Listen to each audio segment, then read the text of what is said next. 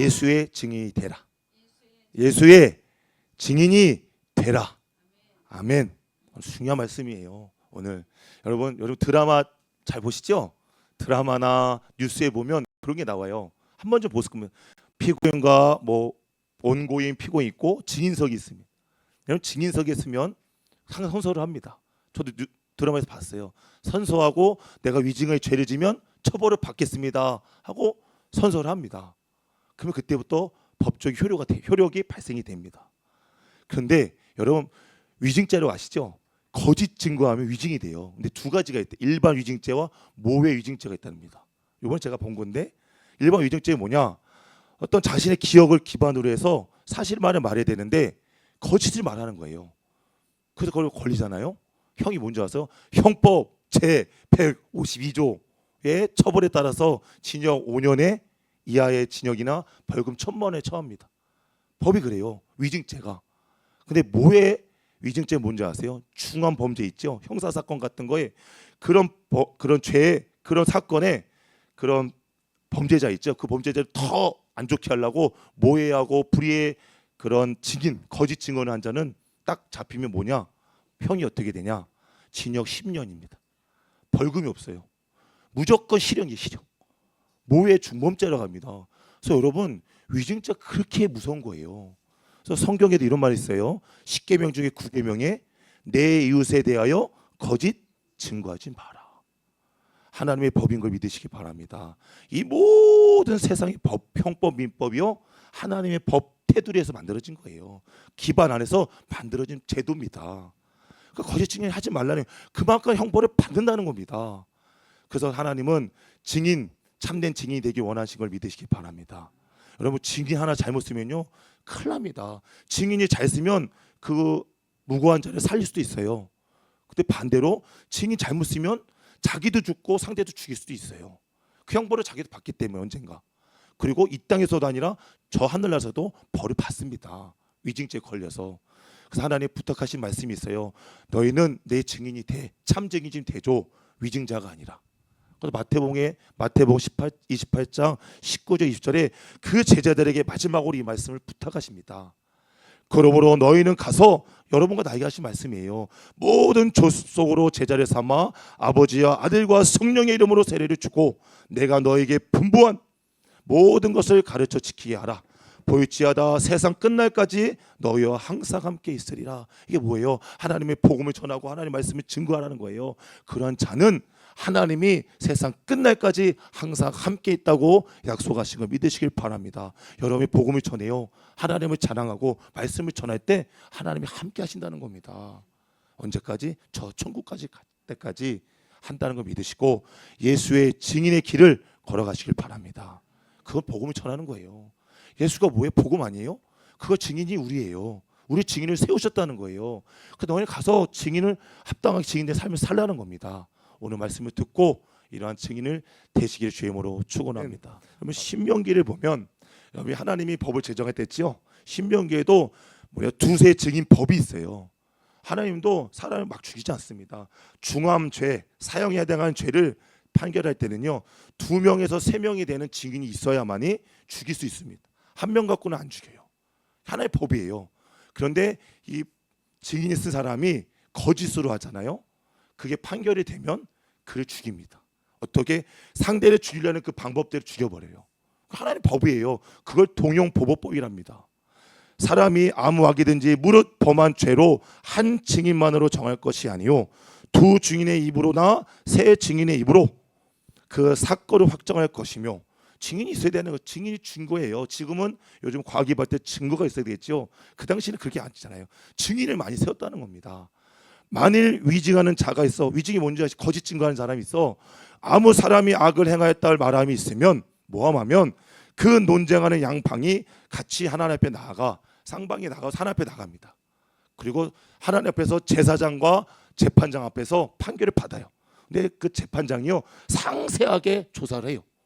철두철미하게. 그리고 이 사람이 완전 위증죄가 딱 걸리죠. 얼마나 무서운지 형벌이요. 재판장은 자세히 사실하여 그 증인이 위증이라 그 형제를 거짓으로 모함한 것이 판명되거든 그가 그 형제에게 행하려고 꾀한 대로 그에게 행하여 너희 중에서 악을 제하라. 만약에 거짓으로 해서 그 사람을 죽이려 했죠. 근데 걸렸어. 그러면요, 거짓 투석형입니다. 돌로 쳐 죽인 형이면은 그 모함했던 거짓 증인한 사람이 투석형으로 죽게 돼 있다는 겁니다. 다음 절이 뭔지 아세요? 21절 볼까요? 21절에서 눈에는 눈, 이에는 이, 아시죠? 손에는 손, 동형 보복이 나와요. 네가 나를 그렇게 죽이려 했지? 잘못 걸렸죠? 그러면 너가 죽어. 이게 하나의 법이었어요. 내 눈이 국률이 보지 말라. 생명은 생명으로, 눈은 눈으로, 이는 이로, 손은 손으로, 발은 발로니라. 똑같이 갚아주라는 겁니다. 그만큼 그 당시나 지금도 증인이 중요합니다. 거짓 증인은 사형이지만 참된 증인은 살림을 받는 걸 믿으시기 바랍니다. 그리고 누가복음으로 다시 제가 왜 조명을 하냐면 본문을 볼게요. 왜 이걸 말씀하냐? 예수님께서 이제 본격적으로 사역을 하시고 이제 70인의 제자를 세워서 복음을 전합니다. 예수가 길이요 진리요 생명을 전합니다. 근데 70명씩 혼자서 보내도 돼요. 근데 둘씩 짝을 져서 보냅니다. 여러분, 그 영적인 의미가 있어요. 그냥 하시는 게 아니라 분명 의미가 있어요. 이후에 주께서 달리 70인을 세우사 친히 가시려는 각동 각처로, 예수가 가려는 곳이 있었어요. 마을이 있었고 사람이 있고 대상이 있었다는 겁니다. 예수가 다 못 가요. 왜? 한 몸이니까. 성령으로 안 있으니까 육체가 한계였기 때문에 제자들을 보내는, 왜? 예수가 원하는 데가 있었다니까요. 구원받은 집이 있었다는 겁니다. 여러분, 우리에게도 그게 온 거예요. 누구를? 제자를 둘씩 보냅니다. 왜 둘을 세운 줄 아세요? 아까 신명기 뭐랬어요? 증인을 세우는 거예요. 한 명 갖고 세우는 게 아니에요. 2명 이상이랬죠. 2명을 세워서 그날 심판대에서 하나님의 증인으로 세우려고. 내가 복음을 전했잖아. 안 듣는 자도 있죠. 그거 증인을 세우는 거예요.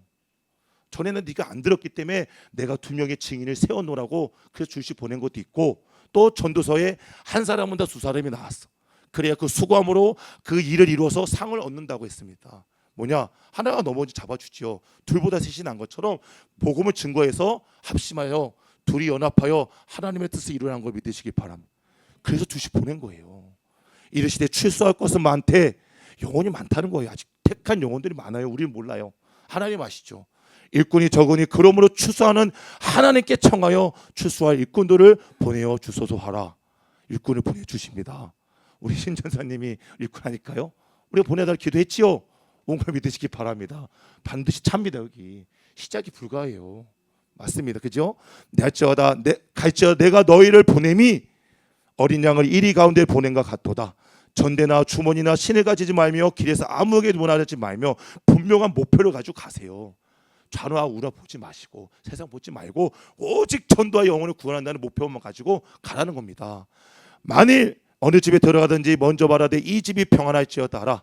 만일 평안을 받을 사람이 거기 있으면 이 평안 안에는 복음도 있고 축복도 다 들어가 있습니다. 받을 만한 사람이 있다는 거예요. 그러면 그 복음이 임한다는 겁니다. 너희 빈 평안이 그에게 머물 것이요 그렇지 않으면 너에게 돌아올 것이라. 이러면서 둘씩 증인으로 제자를 보내신 걸 믿으시기 바랍니다. 그 16절에 이런 말씀하세요. 예수님이 이런 말씀 친히 하십니다. 너희 말을 듣는 자는 곧 예수의 말을 듣는 것이고 예수를 저버리는 자는 곧 나를 저버리는 것이요 나를 저버리는 자는 성부 하나님을 저버리는 거다. 이런 말을 하셨어요. 우리가 복음을 전하지요. 예수를 믿으라고 하는 말씀을 전하는데 저버리는 자들이 있어요. 등을 돌린다는 뜻이에요. 등을 돌린다, 외면한다 이런 뜻이거든요. 받아들이지 않는다는 거예요. 그 너희가 아니라 예수의 말과 하나님의 말을 받아들이지 않는 거라는 겁니다. 고로 더 나아가 하나님은 여러분과 나를 통하여 복음을 전하기를 원하는 걸 믿으시길 축원합니다. 하나로 연결되어 있다는 거예요. 하나로. 우리를 통해서 하나 일한다는 거예요. 그 일이 증인인 걸 믿으시길 바랍니다. 그래서 이사야서 43장에 분명히 말했어요. 내가 증인이야 너희. 43장 10절 이런 말씀하세요. 이사야에서 나 여호와가 말하노라 너희는 누구의? 나의 증인이래요. 하나님의 증인이야. 나의 종으로 택함을 입었나니 이는 너희로 나를 알고 믿으며 내가 그인 줄 깨닫게 알려 함이라. 하나님과 우리 주 예수가 구원자인 걸 아시죠? 알게 하셨다는 거예요. 그리고 나의 전에 지음을 받은 신이 없느니라 나의 후에도 없으니라. 유일신이시죠 우리 하나님은. 그러면서 말하기를 곧 나는 여호와라 나 외에 누가 구원자가 없다. 구약의 성부와 성자의 성령의 이름이 여호와예요. 신약의 성부와 성자 삼위일체 하나님이 예수인 걸 믿으시기 바랍니다. 그 예수의 구원함이 있다는 거예요. 그래서 그래서 예수님만 전하는 거예요. 듣든지 않는지는 우리 몫이 아니란 겁니다. 듣는 자는 구원받는 걸 믿으시길 바랍니다. 아멘. 그래서 우리를 내가 구원하였으며 보였고 너희 중에 다른 신이 없었나니 그러므로 너희는 장로 권사 집사님은 나의 증인이요 나는 하나님이라 여호와의 말이신 걸 믿으신 분만 박수치며 하나님께 영광 드리겠습니다. 증인이 되시기 주의 이름으로 축원합니다. 이게 예수의 우리의 명령인 걸 믿으시기 바랍니다. 그럼 여러분 복음을 전하려면 어떤 심정으로 해야 되는지를 오늘 말씀을 통해서 깨달으셔야 돼요. 복음을 전할 증인이 되려면 이런 심정을 가져야 돼요. 열왕기야 뭐냐면 나아만 장군 잘 아실 겁니다. 북이스라엘에서 있던 활동하던 엘리사가 치료를 했죠. 군대 장관, 아람의 군대 장관이었어요. 지금 말하면 저 중국의 국방부 장관이죠. 대단한 그런 장군이 문둥병에 걸렸습니다. 잘 아실 거예요. 나중에 엘리사가 치료하는 과정인데 오늘은 조명은 나아만 장군 치료가 아니라 그에게 좋은 소식을 전한 계집종 얘기예요. 그 아람 군대가 북이스라엘 쳐들어왔을 때 전쟁을 했죠. 그때 뭐 많이 죽였을 거예요. 죽이고 그때 포로로 잡은 여자아이 하나 있었어요. 여자아이를 데리고 가서 자기 와이프 아내죠. 주모라는 아내의 시종을 들게 합니다. 그러고 나서 지내는 와중에 나아만 장군이 이제 문둥병에 걸려서 고통을 받아요. 근데 그거를 누가 보면 계집종이 본 겁니다. 보겠죠. 당연히 알지요. 투구만 쓰면 벗은 걸 다 볼 텐데 그 고통받는 걸 압니다. 근데 이 아이의 입장에서 볼 때는 나아만이 그리 탐탁치는 않았을 거예요. 자기 민족과 혈족을 다 죽이고도 자기를 포로로 데리고 왔는데 좋은 감정이 있을까요? 원수가 아니었을까요? 성경에 써있지 않은 그 입장에서 보면 원수와 같은 자예요. 죽던 말던 상관 안 하지요. 빨리 죽었으면 좋겠지요. 그런데 그 계집아이가 그를 국률하게 여깁니다. 나아만 장관을 국률하게 여겨서 이런 말을 해요. 아람 왕의 군대 장관 나아만은 그 주인 앞에서 크고 존귀한 자니 이는 여호와께서 전에 저로 아람을 구원하게 하셨습니다. 저는 큰 용사나 문둥병 자더라. 전에 아람 사람이 떼를 지어 나가서 이스라엘 땅에서 작은 계집아이 하나를 사로잡음에 저가 나아만의 아내에게 술종 들더니 그 주모에게 이르되 그 아내에게 말하되 우리 주인이 사마리아에 계신 선지자 앞에 계셨으면 좋겠나이다 하고 좋은 소식을 전합니다. 우리 장군이 저 엘리사를 만나면 치료받을 수 있습니다 하고 좋겠다고 권면을 했어요. 그랬더니요 나아만이 자기 임금에게 말하고 조서를 받아서 북이스라엘에 가서 엘리사를 만나요. 너희다. 뒤에 볼게요. 5절까지. 아람 왕이 가로되 갈지어자 이제 내가 이스라엘 왕에게 글을 보내리라. 나아만이 곧 떠날 새 은십 달란트와 금 6,000개와 의복 10벌을 가지고 가서 이제 갑니다. 가서 엘리사를 만나고 그 명령대로 요단강에 들어가서 7번 들어갔다 와서 깨끗한 바다요. 근데 뭘 중요한 줄 아세요?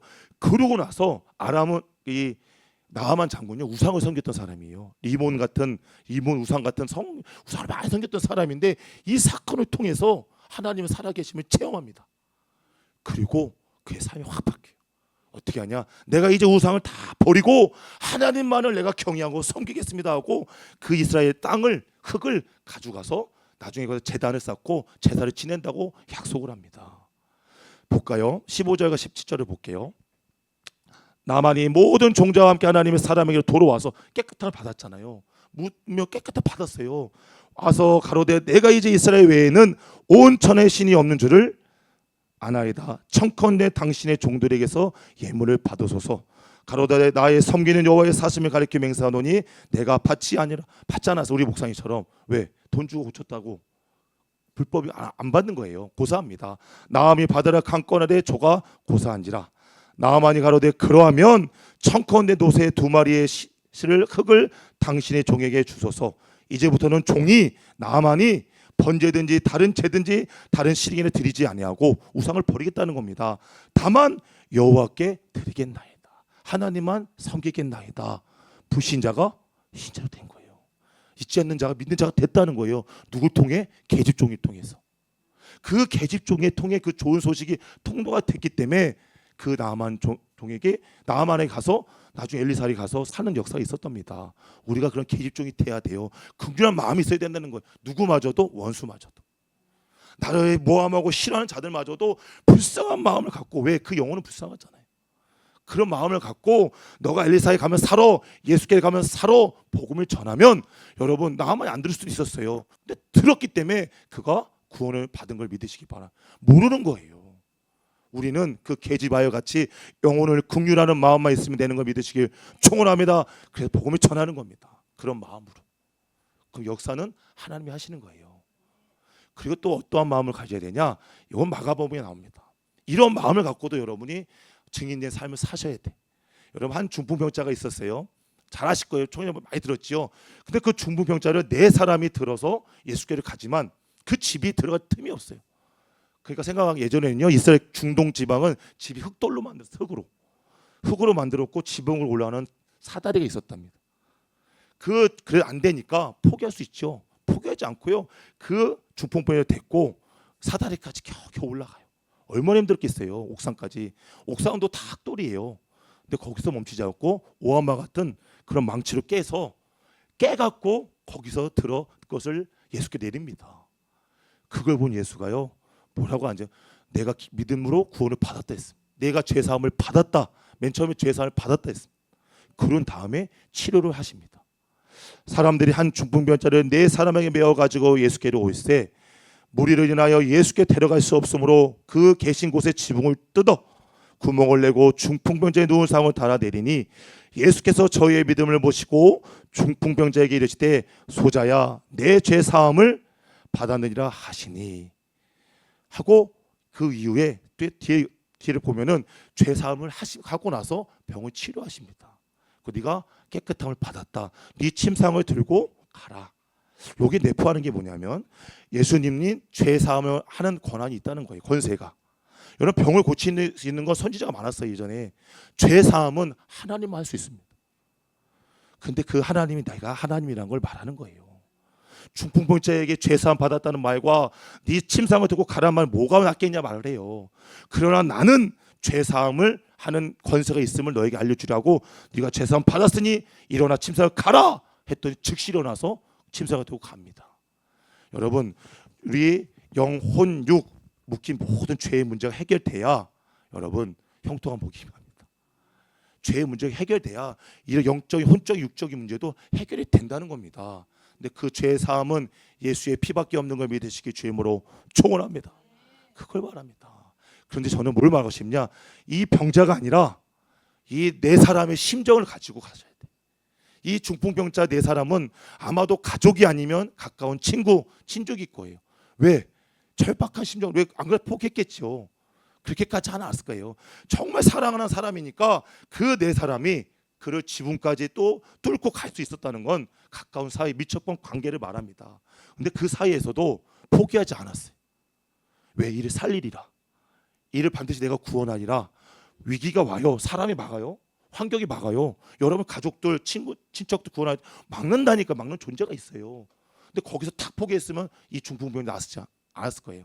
나을 수가 없지요. 그냥 포기하지 않고 지붕도 올라가고 지붕까지 뜯어서 마침내 예수를 만났더니 그 가족이 친구가 벗이 살아나는 거 믿으시기 바랍니다. 이러한 간절함을 가지고 여러분이 기도하시고 예수를 구하시고 복음을 전하시기 바랍니다. 그러면 하나님이 그때 그걸 보고 내가 믿음을 보고 하나님이 고쳐주시는 겁니다. 이러한 네 사람이죠. 네 사람의 심정을 가지는 성도가 되시길 바랍니다. 여러분 우리 개신교라고 해요. 우리는 기독교 개신교예요. 우리는 개신교입니다. 이 개신교의 최초의 순교자가 누군지 아십니까? 많이 아셨을 거예요. 로버트 토마스라는 선교사입니다. 이는 영국 출신이에요. 아버님이 목사고 그래서 신학교를 나와서 어디를 갔냐? 중국에 자기 안사람과 함께 중국 선교로 갑니다. 그리고 거기서 증거하다가 자기 안사람이 큰 병을 걸려서 죽어요. 그 많은 시련을 겪죠. 근데 그때 당시 우리 조선이었죠. 조선시대예요. 조선시대 상황을 다 들어요. 다 듣습니다. 그러니까 거기에 복음들이 들어가기 힘들고 어려운 상황을 듣고 그때 이 로버트 토마스 선교사가 가기를 원해요. 그래서 조선으로 옵니다. 복음을 전하려고. 그때는 여러분 복음 성경이 한자예요. 한자로 기록했어요. 한글이 한자가 많이 있었기 때문에 한자로 쓴 성경을 가지고 왔는데 어디서부터 했냐? 백령도, 황해도 이런 데로 배로 가서 한자로 성경을 가르칩니다. 자기도 한글을 좀 배우고 그리고 마지막 평양을 가자 중심이니까 그 미국 무역선을 가지고 들어가요. 근데 그때 뭐가 있었어요? 고종과 흥성대원군이 있었습니다. 흥성대원 쇄국 정치를 딱 하니까 절대 들어오지 못하죠. 외국 물세가. 그러니까 그때 들어오니까 미국선이 들어오니까 막 공격을 합니다. 화살을 쏘고 그 배가 침몰해요. 그거 다 떼어내리고 토마토 성게도 떼어내렸는데 성경책 있죠. 그걸 막 품에 안고 딱 나왔어요. 땅으로. 그 앞에 다 군졸들이 있죠. 그때 박춘권이라는 무사 장관급이죠. 무사가 오더니 그래 딱 잡아요. 죽이려고. 그게 뭐라는 줄 아세요? 성경책을 줍니다. 웃으면서. 성경책을 좀 이거 꼭 읽으시라고 예수 믿으라고. 받질 않아요. 이게 미쳤구나 하고 쫙 끌고 와서 한 곳에서 다 죽입니다. 싹 다 칼로. 그 남자가 여자가 다 죽여요. 선교사. 그때 죽어요. 그런데 그 박충건이라는 사람이 돌아다니면서 뒷정리를 하다가 그 성경 있죠. 준 거죠. 그 준 게 있어서 혹시나 몰라서 저렇게 죽으면서 나 이렇게 섰을까 웃으면서 그걸 가져와서 집에 갔어요. 그 집에서 읽은 거예요. 읽다가 팍 깨진 겁니다. 거기서 예수를 만나고 회심한 거예요. 박준건이라는 그 무사가. 그리고서 통곡하며 후회하면서 내가 죄인인가 하면서 그때부터 이가 그리스도인이 돼서 복음을 전해요. 그래서 나중에 어떻게 했냐? 평양 내 교회인가요? 내주 교회인가요? 거기에 영수라고 됩니다. 영수는 뭐냐? 평신도의 지도자를 말해요. 한 교회. 그리고 82세까지 복음을 전하는 증인의 삶을 사시길 믿으시기 바랍니다. 그리고 그게 토대가 돼서요. 1907년인가요? 평양 대부흥회가 시작이 된 거예요. 왜? 그때 평양이 있었잖아요. 그게 시작의 모태가 된 겁니다. 그리고 개신교가 그때 퍼진 거예요, 여러분. 그 대부흥을 통해서요. 전국에 이 개신교가 뿌리가 됐고 우리가 그 열매가 된 걸 믿으시기 바랍니다. 근데 안타까운 게 그 로버트 토마토 선교사 처음에 하나님의 미달이 됐죠. 그 나이가 27세였어요. 죽을 때 나이가. 27세 그 젊은 나이에 이 조선이라는 땅에 와서 복음의 씨앗 하나님의 미달이 되었더니 그가 죽어서 나중에는 수천 수만의 지금의 우리의 기독교가 된 걸 믿으시기 바랍니다. 왜? 그가 예수의 증인이었거든. 그 증인 하나가 이렇게 많은 구원의 열매를 거둔 걸 믿으시길 축원하며 그걸 오늘날 하나님이 우리에게 구하십니다. 요구하십니다. 너희도 좀 그렇게 되라. 너희도 하나님의 미달이 돼서 썩어 죽어서 너희 주위의 가족과 친족과 이웃과 있는 사람들을 좀 구원의 길로 인도하거라 하는 메시지인 걸 믿으시기를 축원합니다. 그래서 로마서 5장 1장 15절에 사도 바울은 이렇게 복음을 말합니다. 얘들아, 복음은 여러분 복음은 하나님의 능력입니다. 예수는 하나님의 능력, 무슨 능력? 죄인이나 의인이나 악인이나 다 구원하는 구원의 능력이 된다고 모든 사람을 구원하는 능력이다 말을 합니다. 그러나 나는 할 수 있는 대로 로마에 있는 너에게 복음을 전하기로 나는 지금 예루살렘에 있지만 저 로마에 있는 사람까지도 복음을 전하기 원한다는 거예요. 내가 복음을 부끄러워하지 아니하노니 이 복음은 모든 믿는 자에게 구원을 주시는 하나님의 능력이 됨이라. 죄인이 의인이 되고 사망이 생명이 되고 지옥이 천국으로 가는 것이 바로 복음의 능력입니다. 그게 예수인 거 믿으신 분만 박수치며 하나님께 영광을. 그분이 예수예요. 또 헬라인이로다 복음에는 하나님의 의가 나타나서 믿음으로 믿음에 이르게 하나니 기록된 바 오직 의는 믿음으로 말미암아 살리라 함과 같으니라. 이게 복음의 참 능력인 걸 믿으시기 바랍니다. 그래서 고린도서 3장 6절에 이런 말을 해요. 우리가 복음을 전하잖아요. 요번에 감사하게도 여기 이제 저희가 목양실에 냉난방기를 설치했어요. 여기 벽걸이로. 제가 저번 주에 했다가요. 그냥 넘어가는 줄 알았어요. 제가요 너무 더워서 난닝구 하나 입고 했어. 난닝구 하나 설교 준비하는데 한증 막 공짜로 했습니다. 그래서 그냥 이건 아니다. 이러다 내가 먼저 가겠다 싶어서 제가 설치를 했습니다. 그랬더니 시간이 좀 걸려요. 많이 밀렸잖아요. 근데 감사하게 이번에 왔습니다. 왔는데 남자 사장하고 외국인이 왔어요. 와서 설치하는데 막 여러 가지 하죠. 갈 때 딴 거 없어요. 저는 전도지 좋습니다. 홍삼 드시면서 교회 다니시냐고. 바깥에 있죠. 저거 의도가 있어요. 그러면 드리는 거예요. 그래 드렸어요. 좋지요. 그리고 전한 것뿐이에요. 그리고 가시고 나 내가 갔더니 바닥에 떨어져 있는 거야. 홍삼이. 얼른 잡아서 먹었습니다. 나라도 먹어야지 하고 얼른 먹었어요. 왜 이 말을 하냐? 여러분 복음 전하도 마음 상할 필요 없다는 거예요. 왜냐하면 우리가 거부당했을 때 그 상처가 있거든요. 저는 왜 모르겠어요. 좀 뭐같이 보잖아요. 뭐 보듯이. 참 마음이 안 좋아요. 또 목사람은 더더욱 그렇게 봐요. 어떤 분은 치를 떨어요. 어떤 분은 참 그래요. 근데 우리가 생각을 바꿔야 될 게 우리는 복음을 씨를 뿌리는 자지 구원을 이루는 자가 아니에요. 그냥 전하면 돼요. 그게 우리 의무예요. 할 거 없어요. 나머지 하나님이 하신다는 겁니다. 거기에 상처를 받으지 마시고 그날의 상을 보시기 바랍니다. 그래서 이런 말을 해요. 저는 이 말씀의 토대로 말하는 거예요. 나는 심었고 아보로는 물을 주었을 때 오직 하나님은 자라게 하셨나니. 여러분의 복음의 시 전하지요? 전해요. 와요. 그럼 저 같은 정리나 우리 구역장 조장님들이 잘 섬기는 겁니다. 잘할 수 있게. 그리고 그걸 완전 이루신 분이 누구예요? 하나님이라는 거예요. 여러분과 내가 할 일은 복음을 전하고 영혼을 섬기는 일이라는 겁니다. 거기에 너무 힘들게 생각하지 마세요. 할 일만 하면 됩니다. 그거를 우리가 뭔가 하려고 하니까 힘든 거예요. 결과를 얻어내려가니까 지치는 겁니다. 맡기는 게 장대인 걸 믿으시기 바래요. 아멘. 그럼 이래요. 그런즉 심는 이나 물 주는 이는 아무것도 아니요. 여러분 아무것도 아니에요. 구원을 완성하는 게 하나님이 대단하시지. 우리는 도구일 뿐입니다. 그런 하나님 상도 주신다는 걸 믿으시기 바랍니다. 오직 자라나게 하시는 하나님 하시는 이분은 하나님뿐이니라. 구원을 이루신 분은 하나님뿐이시니라. 그러나 심는 이와 물 주는 이가 일반이나 각각 자기의 일한 대로 자기의 상을 받으리라. 성을 받아요. 성들 뭐죠? 섬기는 거요. 왔다 가더라도요. 여러분 섬길 흔적들은 다 남아 있습니다. 상으로 환산해 줄 걸 믿으시길 축원합니다. 그리고 마지막에 우리는 하나님의 동역자들이요 너희는 하나님의 밭이요 하나님의 집이라. 뭔 소리예요? 우리는 일심동체인 거 믿으시기 주의 이름으로 축원합니다. 하나님과 일심동체라는 거예요. 너와 나는 하나다. 그러니까 하나가 돼서 하나님의 대업을 이루시길 바랍니다. 아멘. 그게 예수의 증인된 삶입니다. 또 하나 말씀 더 볼게요. 그래서 사도행전에 예수가 이제 부활하시고 나서 마지막으로 예수가 제자들이 하신 말씀, 명령이에요. 부탁이 아닙니다. 지상 최대의 명령이 바로 이 말씀입니다. 여러분의 성령 준 이유가 있다는 거예요. 하나님이 여러분을 속여온 이유가 있다고 분명히 말합니다. 뭐냐? 복음을 전해야 된다는 거예요. 여러분 가까운 가족과 친족과 이웃과 모르는 사람들까지도 이 복된 복음을 전해야 되는 사명을 부여하신 겁니다. 오직 성령이 너에게 임하시면 너희가 권능을 받고 예루살렘과 온 유대와 사마리아 땅 끝까지 이르러 내 증인이 되리라. 증인이 되시기 바랍니다.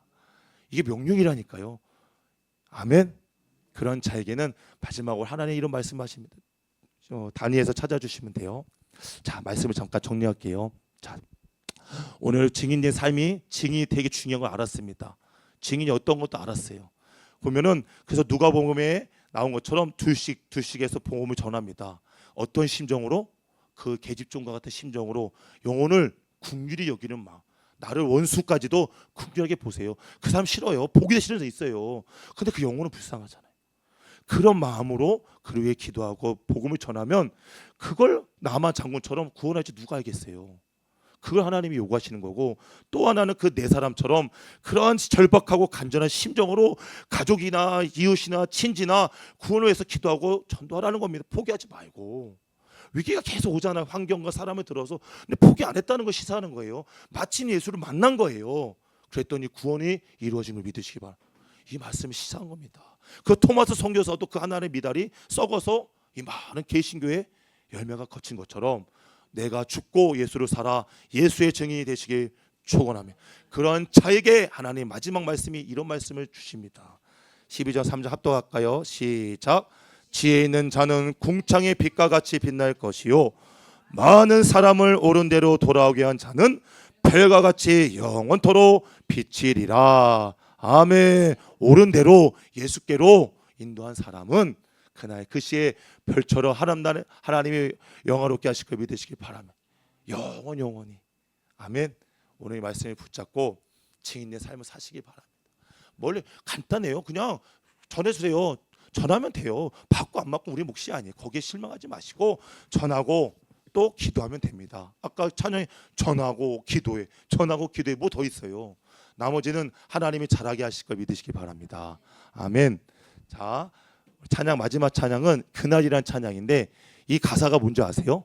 하나님이 우리에게 하시는 말씀이에요.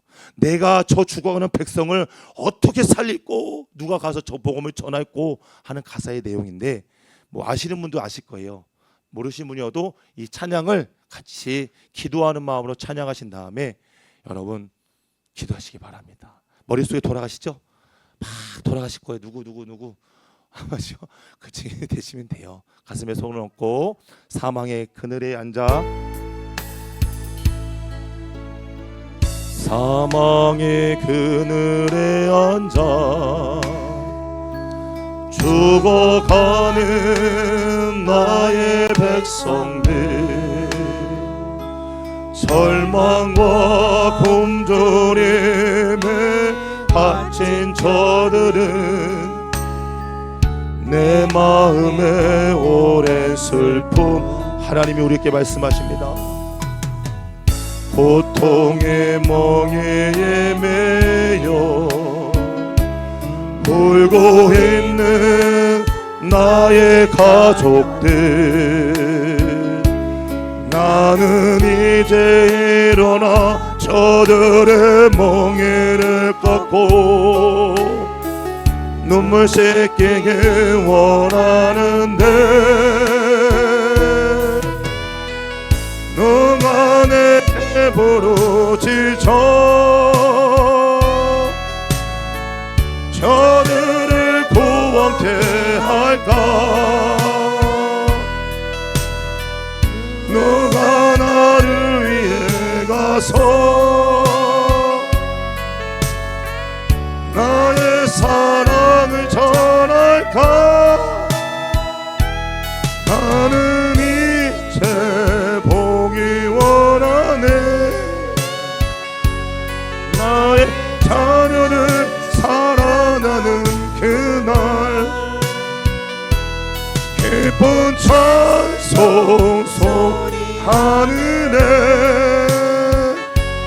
웃음소리 온 땅 가득한 그날 오늘 말씀처럼 하나님 내가 이제 하나님 예수의 증인된 삶을 살겠노라고 주여 삼창 간절한 마음으로 기도합니다.